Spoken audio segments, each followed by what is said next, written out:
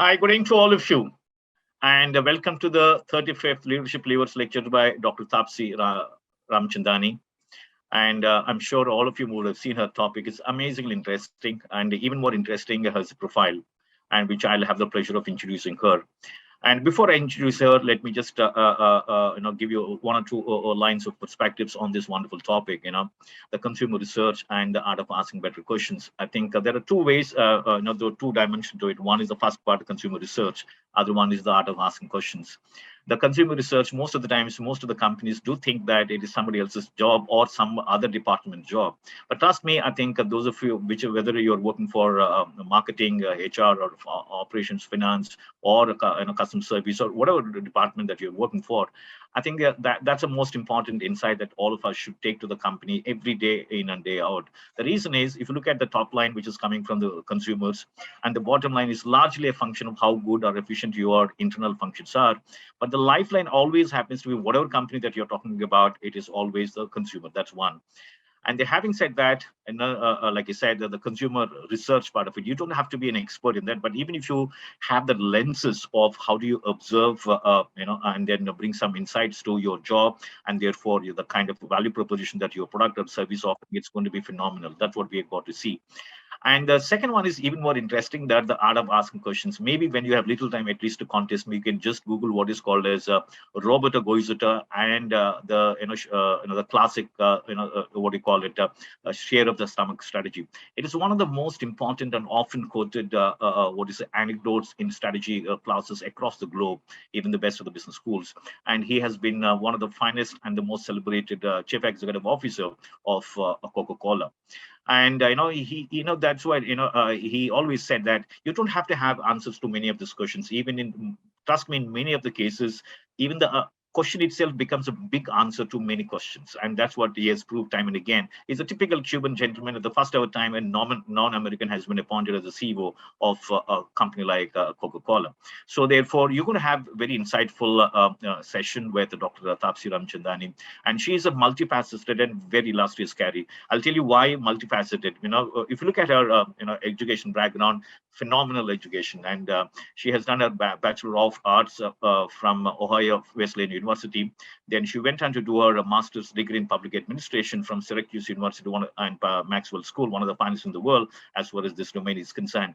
And most importantly, she has done a Doctor of Philosophy or PhD from the same university, that is Syracuse University, from Maxwell School of Citizenship and Public Affairs. And very, very interesting topic called as cultural anthropology. And very few people are in India, by the way, right? And the rest of the world as well. That's about her education background. And then why I said is a multifaceted and very illustrious is that she started her career with CNBC TV 18 as a TV correspondent and author. And I don't know how many of you happen to see him, but otherwise I suggest that you should see where she used to anchor a very important show called as Tech Guru. And very interesting, those are the days of when you have access to or introduction of a lot of the tech gadgets. But that is something that you should really see it, because one is I think the kind of insight that she used to bring to the table through her show. But most important thing is the kind of thing that she used to introduce for the rest of the country. That's the first where she had the pleasure of working for almost for 4 years and 6 months.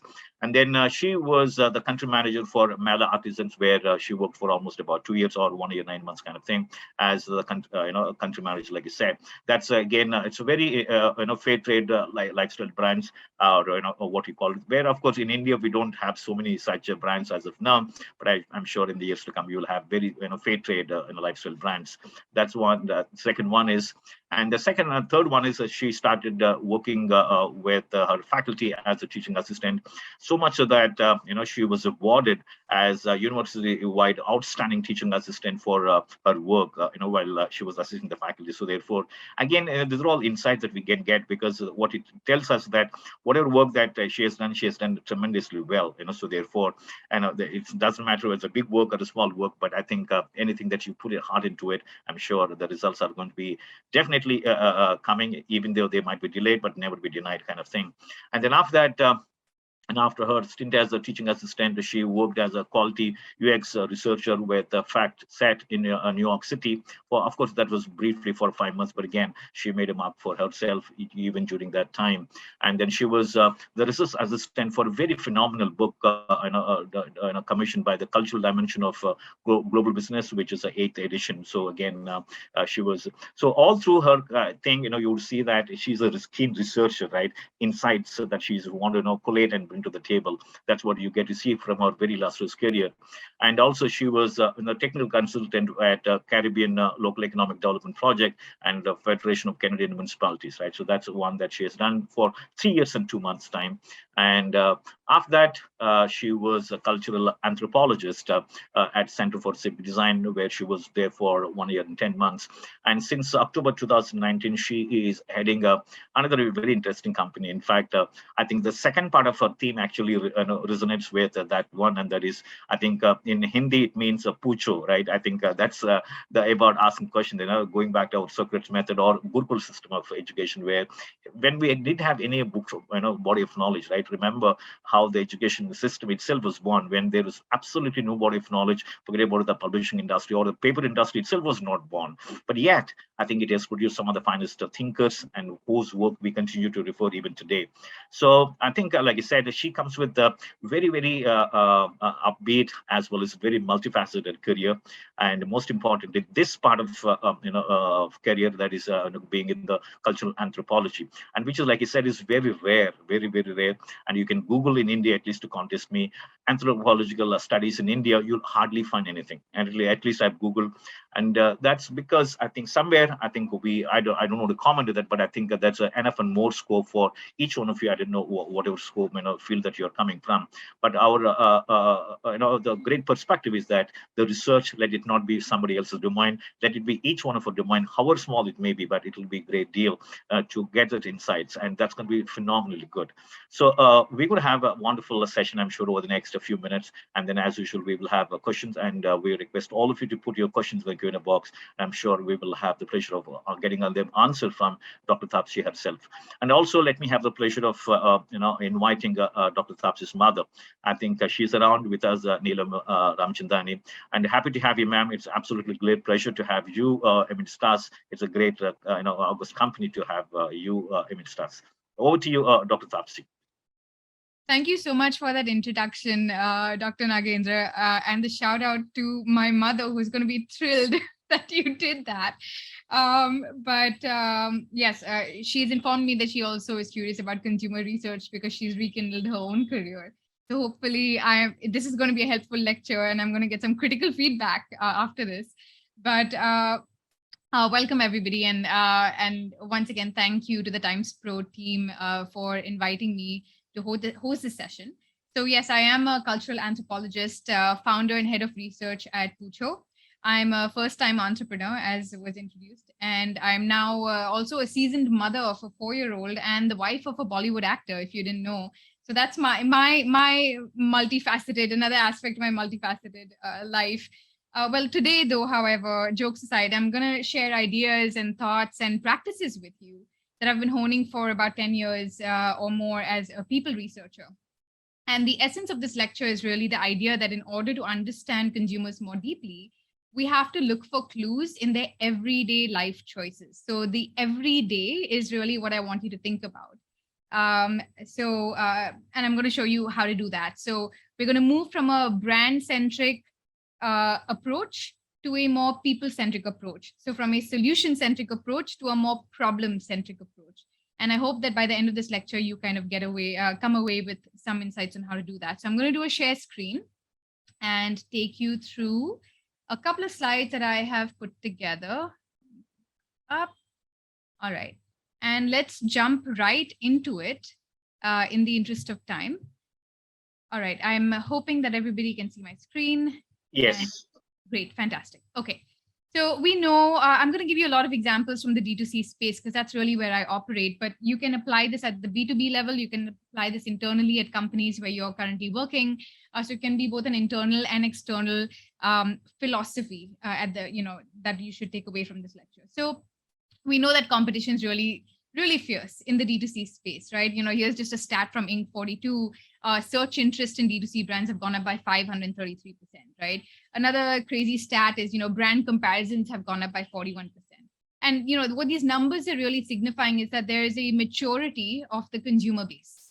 And as the consumer gets more mature and as competition increases, as expectations increase, the differentiator for a brand, for an HR experience, for a company experience is going to be how you personalize and customize solutions for that audience, right? Whoever your audience is going to be. Now, people, whoever's joining this session, you could be founders, you could be marketers, product managers, you could be salespersons, or maybe you hold another strategy role in your company. Now, the ultimate mandate for company leaders and strategists is to grow your business, right? That's really what the mandate is. You want to increase revenue, however, or we also know that, increasing revenue is not just about the top line, right? Increasing revenue is also about reducing churn. It's about keeping employees happy. It's about preventing drop-offs from your online store experience. So there are many things that are going to contribute, right, towards the growth of a business. And ultimately, this is a conversation in my mind about building brand loyalty, whether it is internally with employees, whether it's externally with customers. How do you build brand loyalty that impacts or affects the lifetime value of that person engaging with your brand?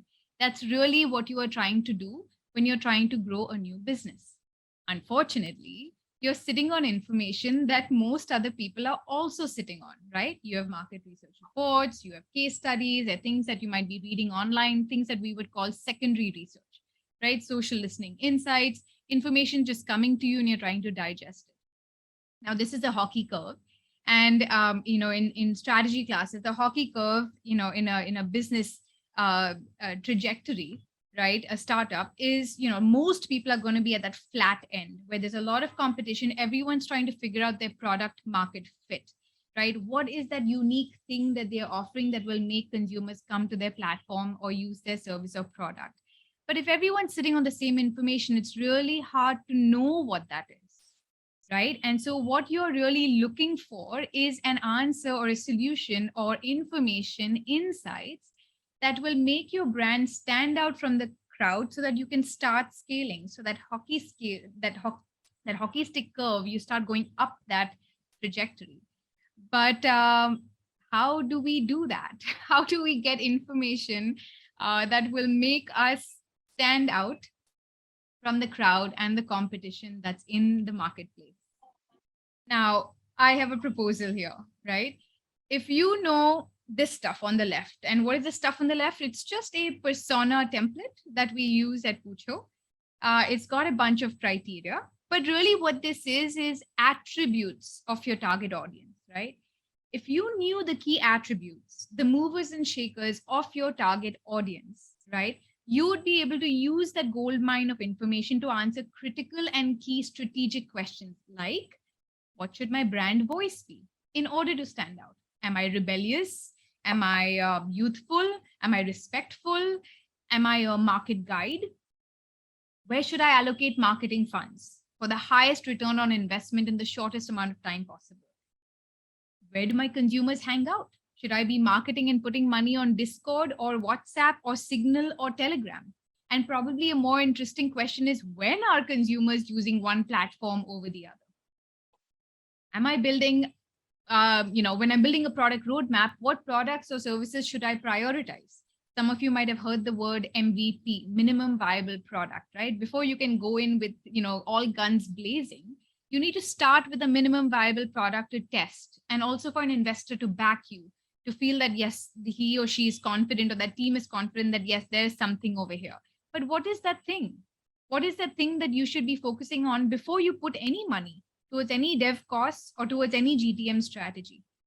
If you understood who your target audience is in a holistic sense, right, it might help you answer some of these questions, is where I'm coming from.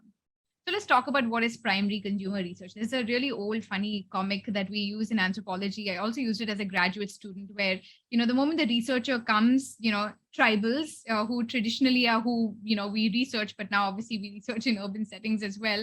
they take away all their gadgets, as if to say, oh, these guys are coming, they're expecting that, we're not going to be connected to the real world. We're not technologically savvy, right? So let's take away the lamps. Let's take away all our VCR. Well, VCR, it's an old comic strip, obviously, but let's take all of this away because of these assumptions that people are going to come in with about expecting us to behave a certain way. And we need to check those at the door, right? And that's what we need to do. So what's consumer research? It's centered around the study of the consumer, obviously. It's behaviors and mental models that drive to understand what drives consumers to brands, and consequently how they use those brands or services in order to make their lives better. Now, this is something that you should think, that we think about really deeply, right? When a consumer comes to a brand, they do it to make their life easier. When they use a solution, they don't come to a brand, they come for a solution to make their life easier. However, they define easy: faster, smoother, more convenient, more experience, whatever that easier needs to be. But that is how consumers come. And our job in consumer research is to unpack what would it take to make a consumer's life easier. Now, consumer experience is centric to what we do and central to what we do in consumer research. Phrases like user-centric research, user experience, human-centered design, these are all modes and outcomes of consumer research and its application.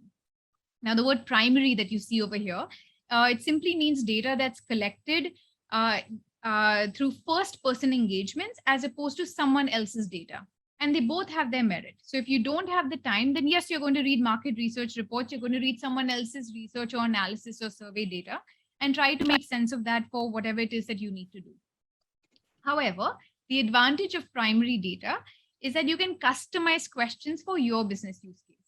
So you can build your own lookalike audience. We'll talk about that in a second. And you can get insights that you can be more confident about because they were hyper focused on your need and your problem statement. And what I do and what I've been doing for the past many, many years is focusing on primary consumer research. So I and my team and I, we actually go out there and we actually talk to consumers and collect firsthand information on what it is that drives them to different experiences.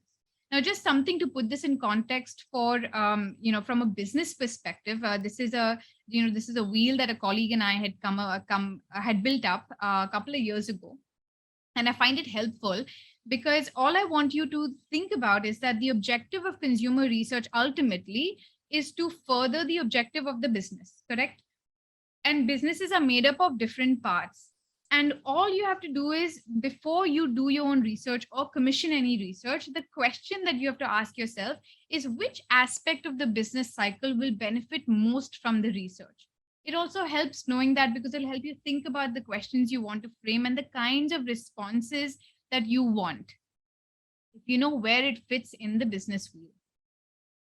So some methods in consumer research, you're probably familiar with some more than others, surveys and NPS scores and perhaps focus groups as well. Interviews are also another form. Now, surveys, NPS scores, particularly, those are quantitative forms of research, right? You could actually go out there and survey people. It's still primary research, and you're getting custom data in, and you then quantify that. With these forms of data collection, where you get limited, obviously, is in its structured format, right? Like you are asking a question like, are you stressed out as a new mother? Let's say you're a mother care brand and you want to know if people have had a stressful day, yes or no. Right? As opposed to in qualitative research, in interviews, in participant observation, diaries, well, especially diaries and interviews, you would ask questions like, how was your day today? Right? And keep the space open for the mother, the research participant, to tell you how her day was. Because stressed out can be a leading question, right? The assumption is that you already think she's stressed out. Now, that might help you at a quantitative level, but it won't tell you anything new. The power of qualitative research is that it will open up opportunities to learn about things that you may not necessarily have known about.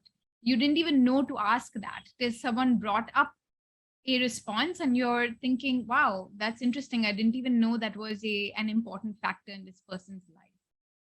So yeah, so my area of specialty is in-depth interviews, participant observation, diaries. We've also done some participatory photography work, which I'll show you in a second. So I think that qualitative research can unlock those unique insights to give your brand the edge. And there are three ways in which I'm going to take you through what qualitative research can look like, what are the types of questions that you could ask. One is around the journey, two is around the experience, and three is around the rationale. And we'll go deep into each one of them.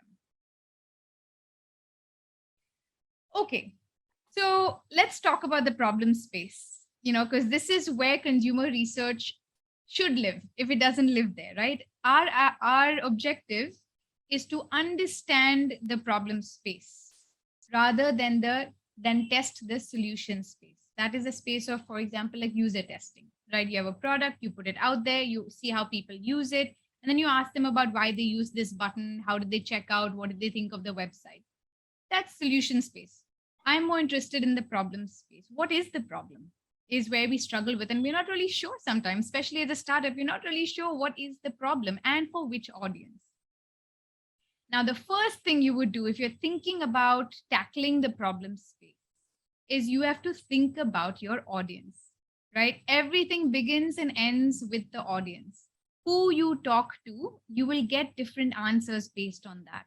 So I want to take a second and first discuss with you how you can tomorrow build a small segment of your audience or start talking to a group of people, but be confident of the insights that you are getting, right? Because you segmented your audience. Okay, so here's what we are going to do. If you already have a buying audience, which means you already have a product, something's already out there, you have a CRM, you're capturing information on your consumer behavior, then start there, right? Start with people who have already invested in your brand. Start by talking to them. The objective here is to find shared social, psychological, and behavioral traits with that key audience segment so that you can rightly target them and design solutions. Once you know that, then you can grow your funnel and attract a bigger lookalike audience. Now, at Poocho, just to give you an example of how we've done that, we've worked with some established brands that have audiences. They have people who've already engaged with their product or service. Brands like Carrot Lane, brands like Cobra Coconuts, or New Street, or Smokehouse Deli, or Bean Dead. These are all D2C brands that have current customers. So what did we do? We designed studies where we spoke to consumers who fit one of three profiles. Either they were loyalists, they were people who bought regularly, frequently, and you decide what's the right frequency of frequent purchases. They were irregulars. These are people who bought one-off, not at an optimum level that you would like, or who came to the website, checked some stuff out, added stuff to the cart, did something, but never really converted. And then the strangers, people who you haven't yet reached out to, right? They're out there in cyberspace. That's your bigger total addressable market. And you don't know anything about them. You have no footprint of them whatsoever, digital or offline. So that's where we start. And we build our segments, first figuring out which type of consumer do we want to talk to.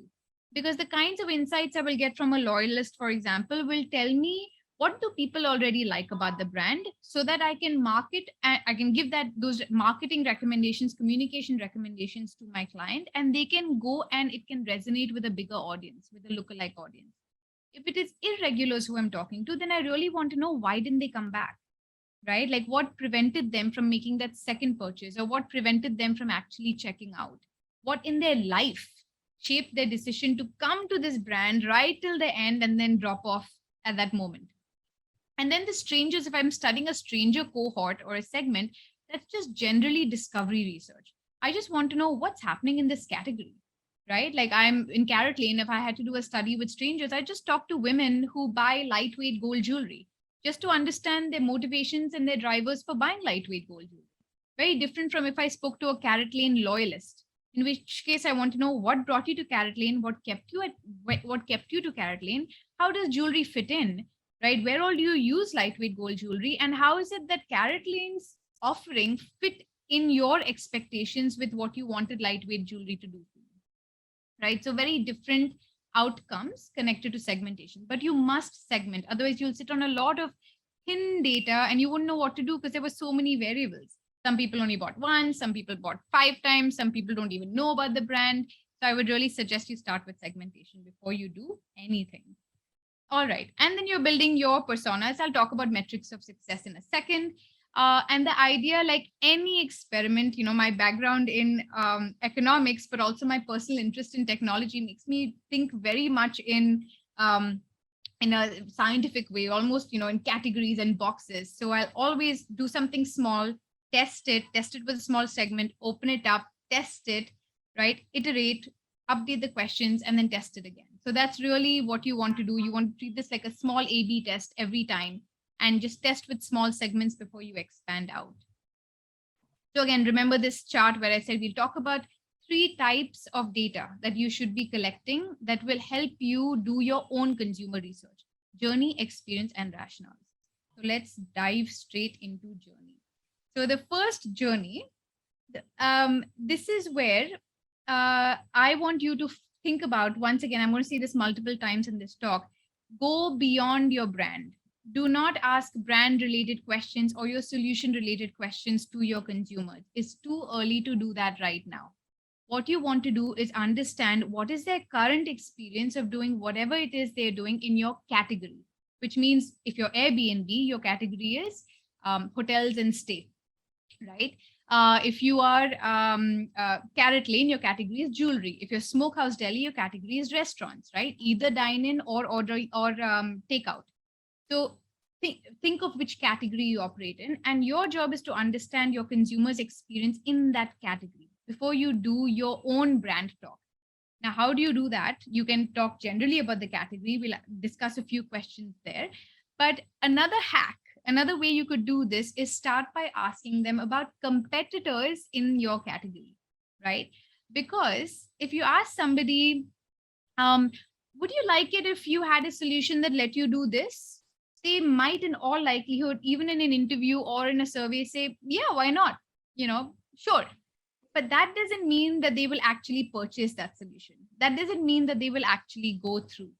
So what I've found to be more robust in terms of collecting insights is asking people about their past experience that's anchored in a particular brand or product or platform usage, right? Or service usage, right? Anchor it in a real experience, because people will think back and be able to give you more tangible answers. And the reality is they used it. Whether they liked it or not, they used it. And that's the information that you want to get in this part. So what is a journey? A journey is basically how someone goes through the process of eventually finding a solution and using a solution. That's what a journey is. Online, that could be from the time someone visited a website or clicked on a Google ad till the time they checked out. Offline, this could be something happened. In this case, let me give an example of Chef Sharad. This was offline. This is a study that we did with high-income millennials in Bombay. And what we wanted to know was what are their food habits? When do these high-income millennials enter the kitchen to cook themselves? Do they cook themselves? Now, the objective of this study was to understand, is there a place, or where is the place for gourmet foods and exotic, higher priced ingredients to make their way into this person's life, right? Now, in that case, I wanted to know offline behavior. I wanted to know, when did this person first enter the kitchen to cook? Like, what was the triggering event? Like, what led this person to cook? In fact, Sharad told us, or, this is a pseudonym, but Chef Sharad, this persona, told us that when he tries out a food at a restaurant is when it triggers in him this desire to come home and recreate that meal because he liked it so much. So now my journey, it's an offline journey, but it's an offline trigger. Like, it's something that happened in real life in Sharad's case, right? So I want to know, what is the objective? Why did he enter the kitchen? And he tells me in this quote that if I cook, it has to be something very different. He's after a different food experience. I don't want to cook my own food. I mean, my regular food. If I have to cook regular food, I have my maid. But if I'm entering the kitchen, it's to recreate some exotic dishes. That's the functional goal. Triggering event for him was he went to a restaurant with some friends, tried out something and said, oh my God, this is amazing. Let me see if I can cook this at home. Considering options means research milestone. When he decided that he wanted to cook this and he was looking to buy the ingredients for this dish, where did he go to do research? Right? Where did he go to look up, where should I order? Amazon, Nature's Basket? Should I go to my Kirana store? That's considering options in this milestone. Taking action is actually taking action. Okay, I walked down, Kirana store was right there. I went there and I ordered something and I got what I needed and he had it. And my banyawala, I mean, my vegetable guy, he had parsley also. So I got parsley right from there.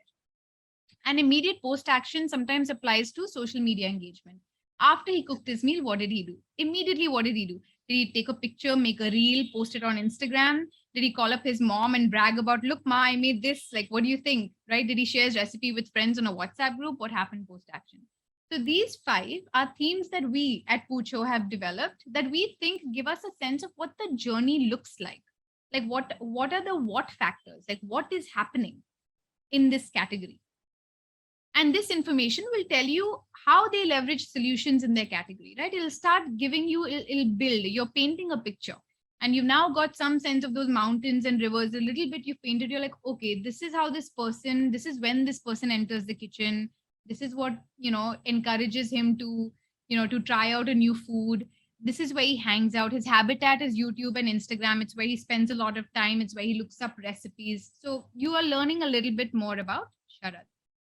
So now if you were to unpack the competitor journey, uh, some of the questions that you might ask in this journey, discovery phase is how did you learn about brand X? And by brand X, I mean your competitor.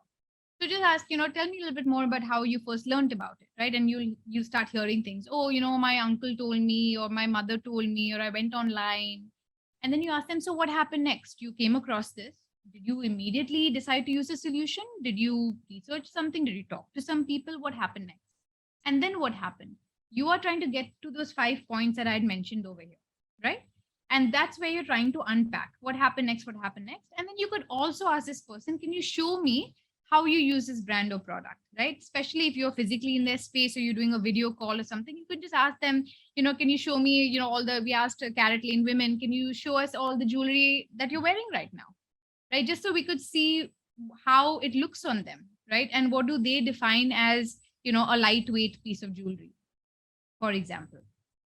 Now, here's an example of a study that we had done with this company called New Street. And we learned that the goals, those functional goals that I was talking about, were quite different for 2 different segments. Actually, it was one segment, but they ended up getting separated by themselves based on their goals.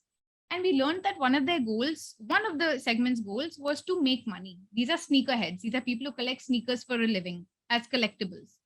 And for some of them, collecting collectibles was about flipping it, which means you buy it, you wait till the price rises, and you sell it. Now, when we learned about this and we knew what the company wanted to build, we started unpacking this persona in this segment, right? Much more deeply, because we realized, wow, yes, we have found some alignment. These guys want to make money out of sneakers. The brand has also said that they want to offer something similar to helping these guys as use sneakers as investments.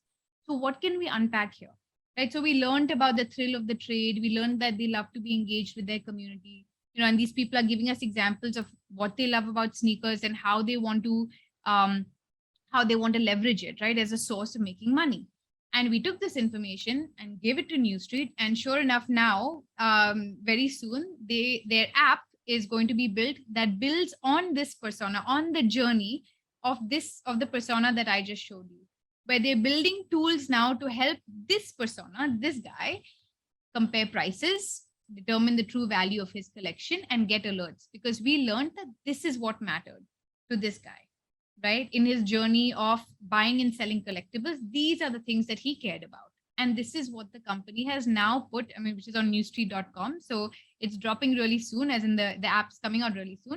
And it's just very nice to see this stuff when this happens, that yes, the insights that we generated have helped. And they were startup, they just started, were vetting an idea. They had not spoken to anybody, and we did their primary foundational research for them with a whole bunch of sneakerheads in order to understand who should they focus on and what do these guys want. So let's come to the second part, right? The experience part. So the second part is what will delight your customers. So now you've learned what their journey is, but what will delight them in your category, right? Like that's the experience part, right? Like what is experience but a combination of journey activities and emotions connected to that, right? And we all know that, yes, you can order a solution, but at the end of the day, your consumer needs to feel like this was cakewalk. This was so easy to do. It made my life easy. I feel happy. I feel like I can actually accomplish what I need to do. I can save time. It's about making the customer feel delighted, right, with the solution that you offer. So that's what we want to unpack. How do you get to delight? By first understanding the problem space. In this case, challenges. Where are they stuck? And how does it make them feel? And why are they stuck? Right? So here we asked questions around challenges. We asked questions around workarounds, which I will tell you what that is. We asked questions about benefits and solutions, like what works, what do you like, where does it help? We ask questions around emotions and affects. In anthropology, there's this there's a lot written on the theory of affect, right? And affect is a bodily response to something, and they refer to it as an unconscious response of the body. You're not in control of it. So when I was doing research in Trinidad, I was studying these town hall meetings, these local government bodies that offer public consultations. And the local politician would get up and say something about, broken roads and how he's going to fix it. And some people would just jump up in their chairs, right? And just start clapping or start booing, whatever they are feeling. That is affect, right? Different from just pure emotion, where emotion is, you're crying, you're happy, you're elated, you're disappointed, you're scared, which may or may not be rooted in something physical. So we found that affects, like physical things, are just as telling about how a person is experiencing a product and solution, right? If someone gets frustrated and throws down the mouse and says, "This is shit, like this doesn't work. I don't like this software. I'm gonna stop. I'm gonna use something else." That's a big indicator of a key roadblock in this person's experience of that journey using that product. So emotions and affects and influencers, right? Who is shaping their decision? Who do they turn to when they get stuck? Who do they turn to for answers, for solutions? Is it Google, right? Or is it an expert? Is it an influencer online? Is it their family, colleague, friend? Who is it? So you start again by uncovering these aspects of experience. Again, these are things that we've come up with as relevant themes that you can do lots with experiences. We've just come up with these as relevant themes. You start getting again now a deeper sense of who Sharat is, right? Now we know Sharat is someone who wants to cook in order to experience different food flavors. His top challenge is unavailability of exotic ingredients. Okay, we've uncovered that. His influences, the influences in his life, mother and grandmother, but also food bloggers, which actually makes sense in the context of YouTube and Instagram, because he said he uses YouTube and Instagram. So now we're getting a better sense of who this person is and where he struggles, right? And what he wants to be different in his experience of recreating exotic foods in his kitchen. So some questions that you might ask to unpack experiences. What challenges did you face, right? How did you feel in that moment, right? You want to understand the weight of that challenge, right? Is it something that made you feel super frustrated? Is it something you're like, whatever, right? They mean different things. So you want to understand how they feel about that challenge. Now, this is a workaround. The second question: when you face that challenge, how did you try to solve it yourself? This is very, very powerful, guys, because this is what we call a workaround. When we face a problem doing something, we will first try to solve it ourselves, right? Think about it, in the most optimum way. Nobody wants to do extra work in doing anything. So we will try to find the most efficient way of solving a problem, given that there's not a straight line to the answer. And what is that most efficient way is what we want to understand. Why? Because as a brand, if you knew what customers are already doing to overcome their problems, that for you will start giving you ideas about where your solution needs to lie. Because already in this person's life, they have figured out that the most optimum way to get to this solution in the absence of a straightforward solution is this. Right? Now, can you beat that? Is the question as a brand, right? For a new idea. That's a workaround. Last one is the influencers question. Did you speak to anyone about your decision to use the brand? When you were using this, or when you were in the kitchen and you were cooking, who did you talk to? Whose guidance did you take? And tell me more about the role of that person in your life. You usually go onto food blogs and check out new recipes. Who are the people you follow? Why do you like them so much? You said you're close to your mother. Can you tell me a little bit more about your mother's role in your life? Has she shaped other things? Do you talk about other things during the day? How often do you guys communicate? Right? You start using that information to unpack more about, remember, we're trying to get to below surface level.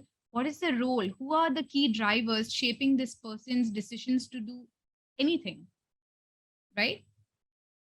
So another quick example, Cobra Coconuts. We did a study, understood unpacked experiences. On the left side, you see the Instagram page in 2017. In 2021, this is actually one of our long-term projects that we did over a couple of years. We did multiple studies for Cobra. And on the right is their grid after we got their research, after we did insights for them. And what we learned was with their audience, these were hyper knowledgeable health fanatics, right? They're just aam janta audience. These were normal people who were very, very aware of nutrient values, what's at the back of the label. They'd come to coconut because of health concerns, right? So we'd already built out a persona. What these guys wanted was Copra to become a market leader in coconut, not just tell them about the brand and here's a new product SKU, here's a new, nectar thing we've released, and here's a new type of coconut water, flavored coconut water. They didn't want that. You're saying, tell me the potassium value, tell me how much sugar there is, right? Tell me how much magnesium there is. Tell me if there's a shipping crisis, what should I do to conserve my coconut for a longer period of time? Because now I won't get my coconut on time. Tell me recipes that I can, other healthy recipes that I can make using coconut other than just taking the freeze dried ones out of a packet, right? So we learned all of that. They revamped their Instagram because that's largely where they were getting conversions from. And we saw 137% in their click through rate. And we saw an increase of 160% in their online sales store, their sales from online stores in the first month of us implementing this new strategy. So that's another way in which this information informed, in this case, a marketing and a social media drive in order to drive conversions. And the last one is rationales. Why do consumers do what they do? Now this is the $1 million question, isn't it? Why do they do what they do? So here in rationales, we have five different types of things that we uncover when it comes to rationales, right? I want to understand the reasons they give. When we say, when you did this, tell me about why you did it. Oh, I did it because of, because I like to try different foods. I love traveling. I love experiencing new things. And that's why I'm doing what I'm doing. Preferences. I like this over this. Why do you like this over this? That's another rationale for why they prefer one over the other. Internal thoughts. I never thought of myself as somebody who's into yoga, but now recently, since the lockdown, I've become a big health fanatic, right? Those are internal thoughts. Imagine futures. I wish I could just quit my job and move to the mountains. That's really what I want to do. And why do you want to move to the mountains? Because, I feel constrained by my choices over here. I feel like I'm not really doing what I want to do. What do you want to do? Oh, I really, want to open my own cafe and, offer like healthy Ayurvedic food. Oh, great. Okay, so that's an imagined future. Now you've suddenly built more and more information about who Chef Sharath is, what kind of language he uses, what does he care about, right? Like, what are the things that he's sensitive to? What will appeal to him, right? And the last and the most powerful is metrics of success, and this is the criteria in the middle. So when you come to this part of your, understanding the consumer, criteria, lifestyle, and desired gains in this card over here on the right are what you will get at this rationales phase. And criteria basically means how is someone like a Chef Sharath going to judge a solution, right? What is the metric of success by which they're going to judge a solution or a brand experience? In Sharath's case, he's going to judge it. He's going to think that this was successful for me. I feel like this was good work done if I can purchase ingredients to recreate recipes from scratch. Now you notice here, there's no brand name, there's no online, offline, because that's not the objective of the consumer. The consumer just wants to be in a better place than he or she was yesterday. And Chef Sharath is saying, my biggest problem is I'm not able to find the ingredients that I want. So if I had an experience where I could purchase ingredients when I need them, I would consider that to be a good brand experience or a good solution experience, right? Now, whether that comes from Kirana stores, now this guy says his desired gain, what he would love is if his Kirana store kept it. Why? Because it's downstairs. I would just have to go down.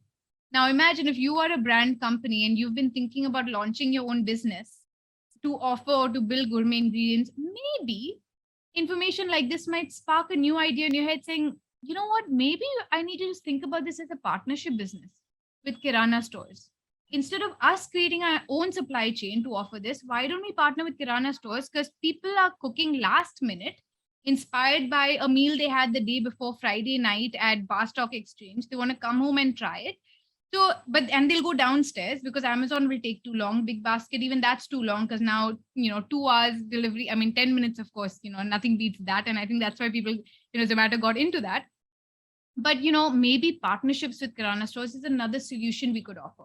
You start thinking out of the box when you understand the problem of your customer. So some questions to info rationals. What does a day in your life look like? If you could wave a magic wand, what would you change about this experience and why? And tell me about the role of category Y in your life. Tell me about the role of jewelry in your life. Tell me about the role of home cooked meals in your life, right? Why is that important to you? We found out with Chef Sharad that nostalgia was a big reason why he liked home cooked meals. He said, I've always grown up eating healthy food. My mother and grandmother made food at home. And I just want to always, I want to do the same thing. And it's just become part of my habitus, part of how I operate now. And here's an example of a study we did with Bean Deck, where we wanted to understand their reasons and rationales and what's happening in their life. And we asked coffee drinkers to send us pictures of their coffee equipment. And as you can see from these pictures, this all happened on WhatsApp. You can see that, wow, just without even asking questions, you can see that these guys are actually decently, they're coffee aficionados. They've got equipment in their house, right? They have a mocha or they filter coffee. They're not doing instant coffee packets. That was the first big revelation. The second thing is when you ask people for multimedia assets, you get to know about the environment in which that thing is happening as well, right? Things that you didn't actually ask for, but you learned along the way. Like the fact that this person has like dried leaves next to his French press tells me he's after experiences. He loves to travel. Maybe he lives outside the city, or maybe he went for a holiday. Now I know what to ask him in an interview, right? Is that why did you send me an outdoor picture of you drinking coffee? Is that part of your experience of coffee, right? Is coffee an experience for you as opposed to something to keep you up, let's say at night? So now very quickly, just coming to the solution space. Now that you've understood everything or important things about this audience, it can start answering things for you. You can plug it into your business operations. For example, how people talk about things can inform your sales and your communication strategy, because nothing like speaking the language of your consumer. If you use the words they use, you're more likely to drive conversions. Second thing is, if you're looking at the criteria metrics of success, I already gave you this example. It can spark new ideas. It's your opportunity map. It tells you it's your North Star.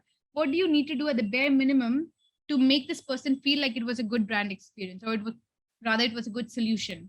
Your customer's journey and experience make up your GTM strategy. Who are the influencers? What's their lifestyle like? Where do they hang out, right? Because that's where you're going to put money first to see if you can attract this audience, because that's where they hang out. And the customer's challenges and gains is your value proposition statement. If you can take someone from challenge to desired gain, that is your value prop, because your customers have said that they want that. So I'm going to skip this ahead. There's a lot of innovation happening in the consumer research space around conversational design, research intelligence, and data ownership. Happy to talk more about it in discussions if we need to. Mobile ethnographies. This is the digital diary tool that we're building, because I really do believe mobile ethnographies are going to be a game changer if you can start collecting offline habits and behaviors.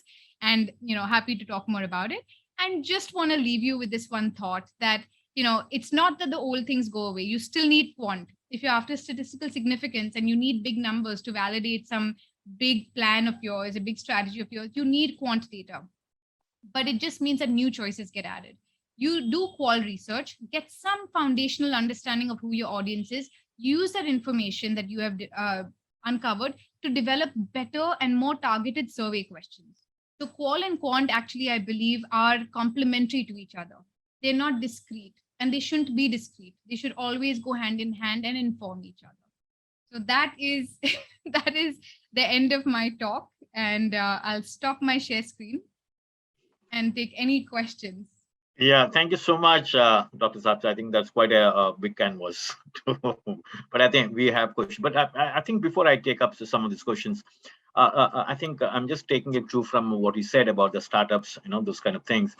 I think the researchers of research in India, at least, the rest of the world also, Taapsi, what you find is that at least 90% of the startups fail. And 10% of the startups fail in the very first year. You have all the statistics coming from variety of the top class agencies.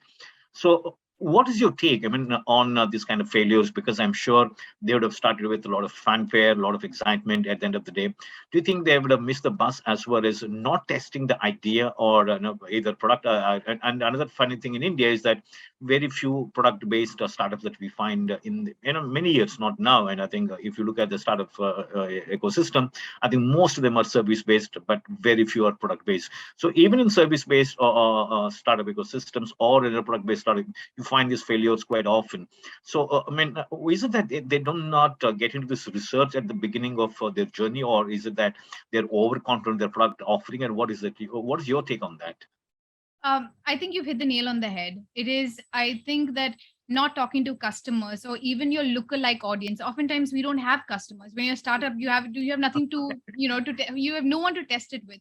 But you have an idea, you have a hypothesis in your mind. And I think hypotheses are very important, right? Mm-hmm. You have assumptions. What's a hypothesis? It's an assumption.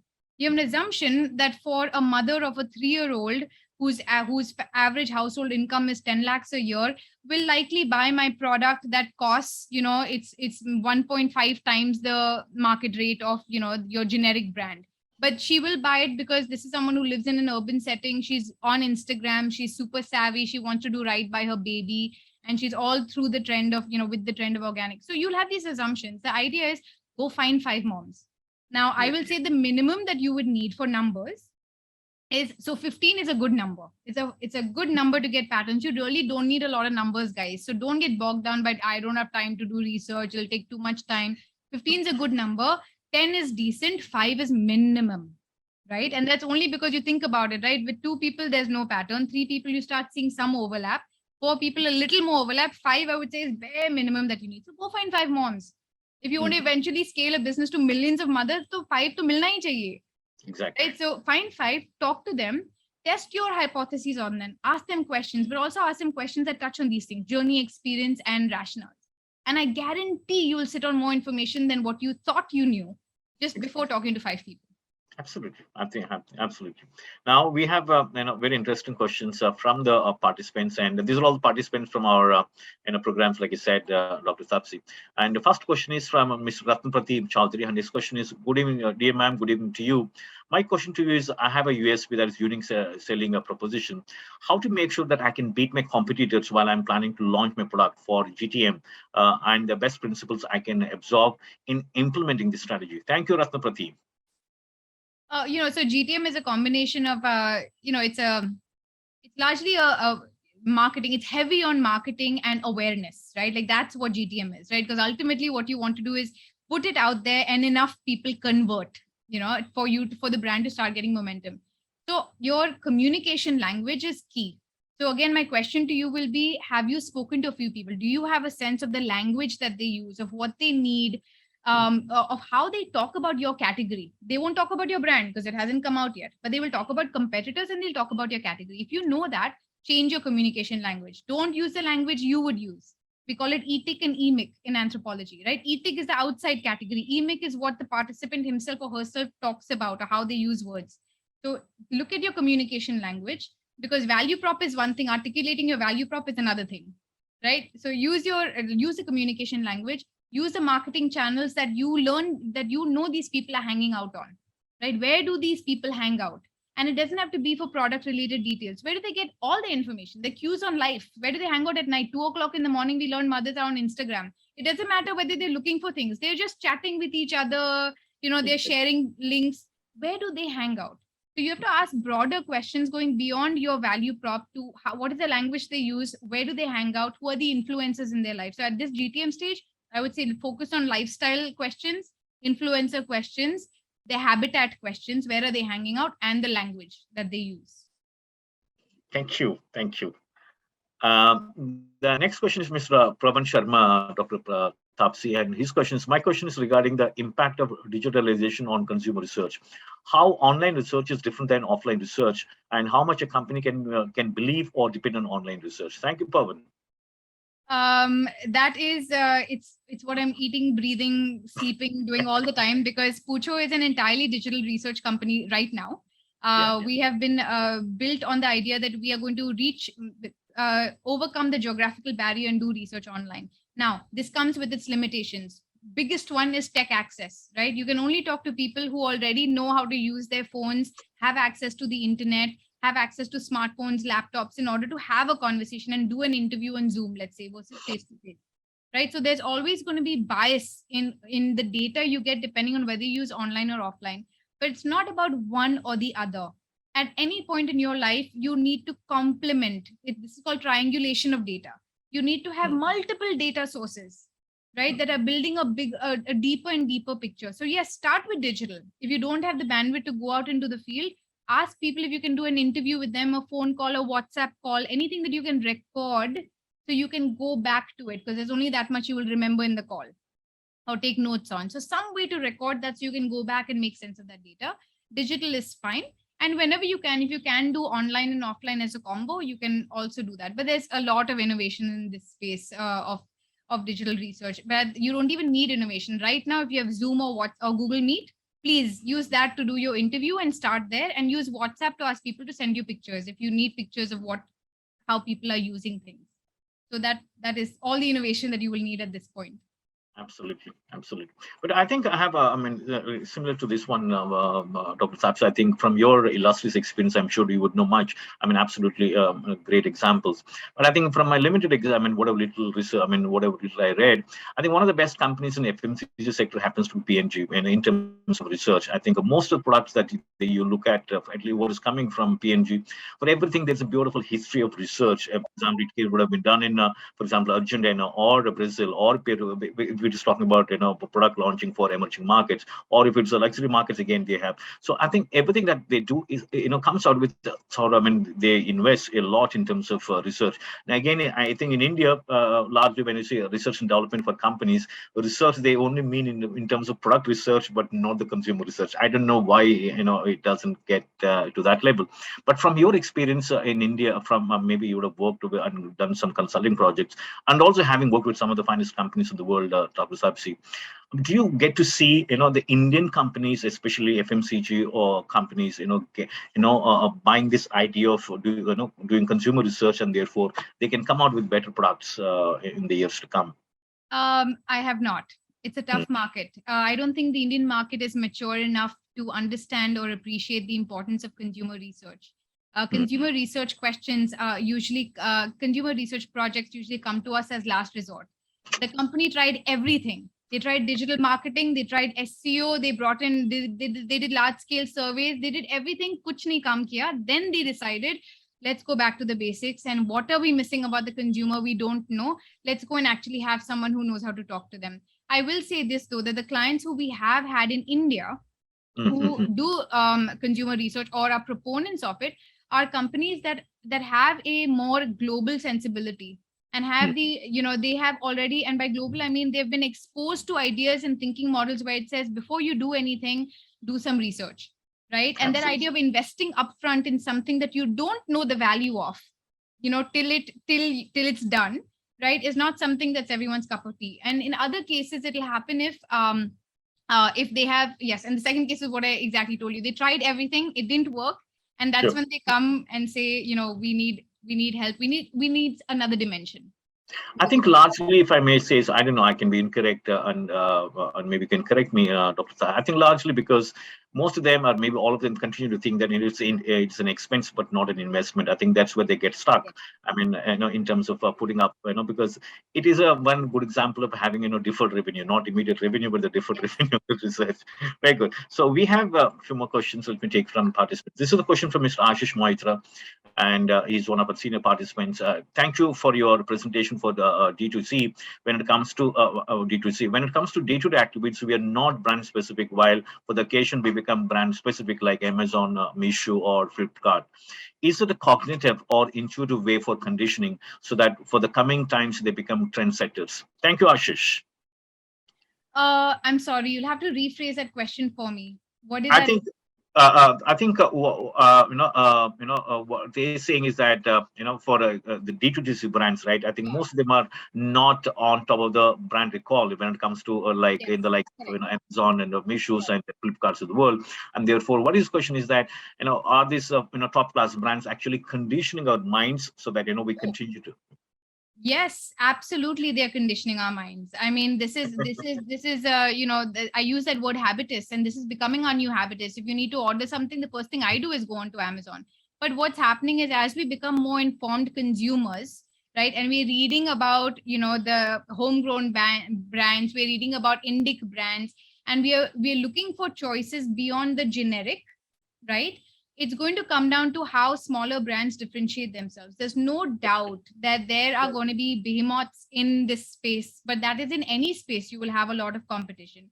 But the fact that you've entered the competition, it's not about the fact that how do you kill Goliath, right? The idea is really you've entered the fighting arena.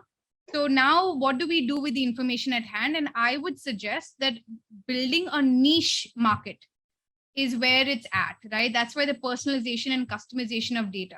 Because generic though we will get, right? But niche markets and niche brands and niche offerings are, I think, what are going to create differentiations. And it's why we as consumers are looking more and more for D2C brands and are actually more willing now and taking more risks in testing out new brands, even if they don't have brand names, right? Like on Instagram, I'm sure lots of people here have tried out a new brand because it had some good ads and it said use the right words. You're like, I have that problem, let me try this brand, and they're offering some discount, right?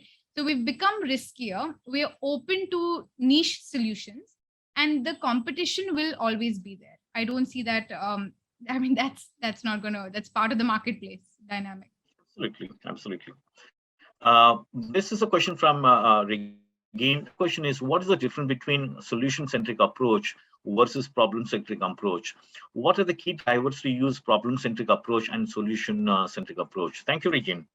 Yes. So in a problem-centric approach, you are not discussing your brand or your solution, is what that means. Your objective is to uncover the problem space, to uncover the lived experience around which you think you are offering a solution. So even if you're a brand that's offering sustainable clothing and there are lots of competition for clothing, your job is not to ask questions around the particular brand value proposition that you'll bring. What do you think about sustainable clothing that supports the lifestyle of the livelihoods of women in Maharashtra? Like, you don't want to ask that question. What you want to ask is questions around their sustainable life in general. Can you tell me about what are some ways in which you think you practice sustainability every day? Oh, the soap that I buy is sustainable. My child only uses sustainable bed sheets, right? And okay, so let's talk a little bit more about that. Are you concerned about the price? Yes, price matters, but actually we're fine. It doesn't really pinch that much. I much rather feel like I'm doing good for the environment. So what you're doing is you're understanding where sustainability fits into their world and where are their issues, where are their challenges, right? So when it comes to your clothing, let's talk about sustainability. How do you practice sustainability when it comes to clothing? Do you have any problems with what you're doing? Which brand do you use, by the way? Oh, I use brand X. Great, let's talk about that. How did you learn about it? Journey. Can you tell me anything you don't like about that brand experience? Yeah, I wish like I could track their delivery because they're a new brand, they don't have delivery. Suddenly you start learning more about the where sustainability fits into the life of the person. If you can understand what the life of a person is like and their mental models around sustainability, you'll have a much clearer path to thinking about where your brand or solution can organically fit into that. No one will leave what they ordinarily do every day to try something new. If it's too steep of a learning curve or you take them away from the normal path of doing things, no one will do that. But if it fits organically with what they're already doing, that's why you market on Instagram. People are already hanging out on Instagram. It's a very good way of reaching an audience because they're already there. So Yes. where does it fit in seamlessly is the question to ask. Good. With your permission, I'll take 4 more questions if it's okay, Dr. Taapsi. We just have. And the next question is from Mr. Samir Tilak, and his question is, what are the strategies to draft leading indicators to measure, I think, product launches or brand launches? That's what I think he meant. Yeah.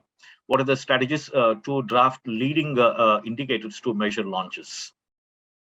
Leading indicators to measure launches. Well, this is really a marketing question, right? Like if you're launching and you want to know what are some ways in which you can measure efficacy of your campaigns, if that's kind of what you're asking, there's ultimately it's going to be your conversions, right? So how many sales you're getting is going to be the primary indicator of whether this is a successful strategy or not. But there could be other things like, if you're doing this on social media, then you'll have metrics like, what's their, what are the engagement, what is the, are they sharing, are they liking and following? Actually, the liking and following are only optics. Like that really doesn't mean anything in terms of conversions.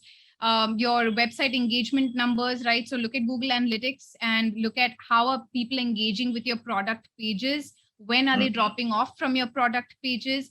Microsoft Clarity offers heat maps, right? So those can give you some other metrics to understand how did they first enter your funnel, right? Through an ad or whatever. What did they do on the page and where did they drop off? So I found that to be a very useful tool to understand the journey, the digital footprint of somebody, right? So there are a few things that you can do, and to be very honest, to track conversion metrics is not my domain of expertise, because that would come under the expertise of someone who's in the marketing department, or product marketing, or just regular marketing department, and mine is more at the research level, right? The stuff that comes, I only know some of this stuff because I've heard it from my clients about how they are measuring impact of research.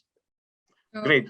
This is a question from Mr. Shamit Garg, and his question is, post-pandemic, while there is so much of competition to gain consumers through digital media, how should we use data and analytics to stay relevant and top of mind? Thank you, Shamit. Data analytics tools. First of all, you should use, one big one is UTM parameters, right? You want to know where are people coming from. You need that marker of knowing how are people visiting your site or making a purchase. So UTM parameters is something that I would absolutely swear by. It will help you with segmentation. So here's how analytics can inform your segmentation for consumer research. Let's say you're already sitting on a website that's live.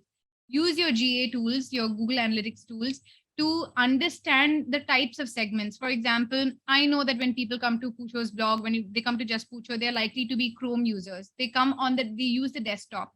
They spend a lot of time reading articles, right? On the front page, their consumption starts at the front page. They don't just go directly to a link inside. All of this stuff that starts giving me a sense of the type of segment who I am most likely to attract. Why? Because there are metrics there that will tell me my engagement per user. Like what's the average engagement per user, right? Which means how much are they interacting and staying on a website, not just clicking once and bouncing. So all of these things can then help you build your audience. Now the idea is you build your audience. You're like, okay, I want to find Chrome users. I want people to use desktops. They likely come from, I know mine come from metro cities. I want someone who lives in Bombay or Delhi or Gurgaon or Hyderabad or Chennai, right? And I will go now talk to them.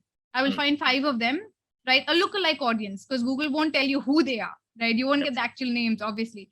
But find a lookalike audience and I will go talk to them and ask them, right? About, okay, let's talk a little bit more. Tell me how you use this device. Like, why would you visit a site that's like this? What information would it give you? Right? So use your analytics in order to build your segmentation, in order to start doing small research and scale up from there. Absolutely. The last but one question, and this is from Mr. Manisha Thapa, and her question is, any site you would recommend for customer discovery? Thank you, Manisha.